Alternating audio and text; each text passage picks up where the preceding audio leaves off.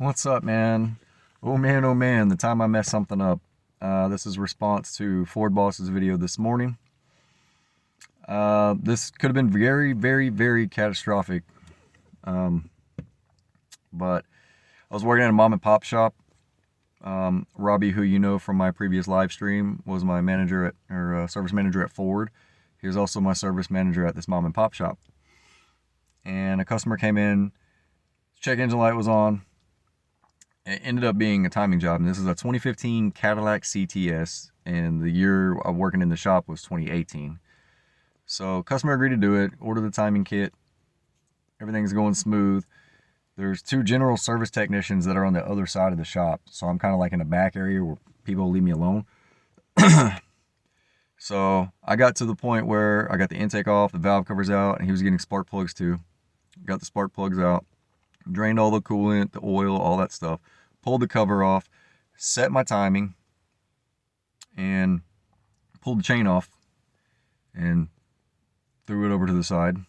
And Robbie's out there helping me and just making sure I'm doing okay and seeing if I need anything, because that's what Robbie does. He's a good boss or manager. And we started getting really busy. So I have to stop what I'm doing and I have to go help the service technicians, the GSTs, kind of get their customers out the door. The service advisor, we had one service advisor and he was slammed up front as well.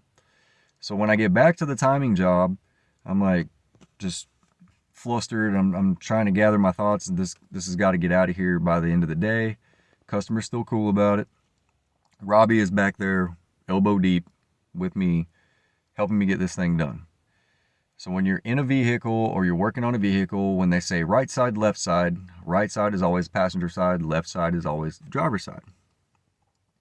I set my timing marks, like I had them or whatever, and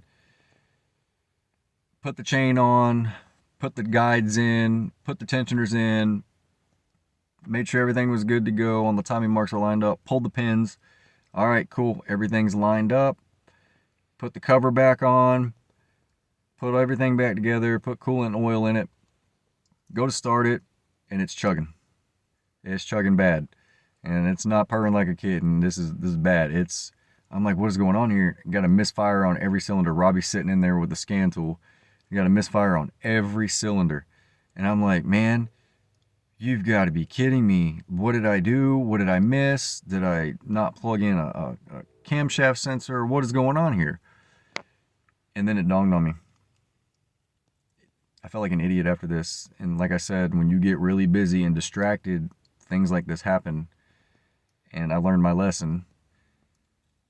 I had the timing marks backwards because I'm looking at the engine. So I made the right side the driver's side and the left side the passenger side when it should have been flipped the other way around. And I put the timing chain on that way. So it was backwards. Rip everything, after ripping everything apart and seeing this, I had to redo everything, put everything back in where it's supposed to, put all the timing marks back on, put the chain back on, guides back in, put the tensioners back in, put everything back together. Robbie gets in and turns the key on, clears the codes, and it starts first try. And it is purring like a kitten. And the customer's totally happy about it.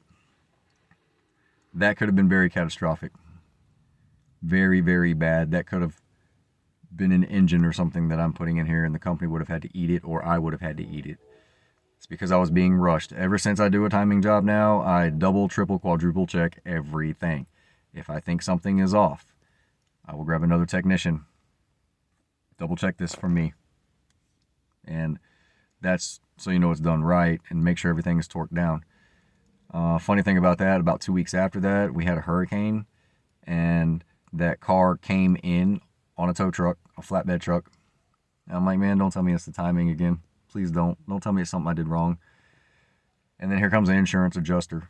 Apparently he claimed it as a flood vehicle, which it did. It had a bunch of codes because it really did get flooded. It had nothing to do with the timing. So that was my mess up. And wait till the next video when I tell you about working at the same shop with Robbie, where a customer took me, Robbie, and the owner to court over some BS. Well, it's not really BS, but like the story he made up is BS. But anyway, that's my mess up. I haven't messed up a timing job since then. That's because if I'm in a position like that and I'm not at a stopping point, I'm not going to step away from it. They can wait a minute. That's a very critical thing that you're working with when you're doing that, and you can't just stop what you're doing like I did. That was my fault. So anyway, love you guys. See you. Talk to you on the next one.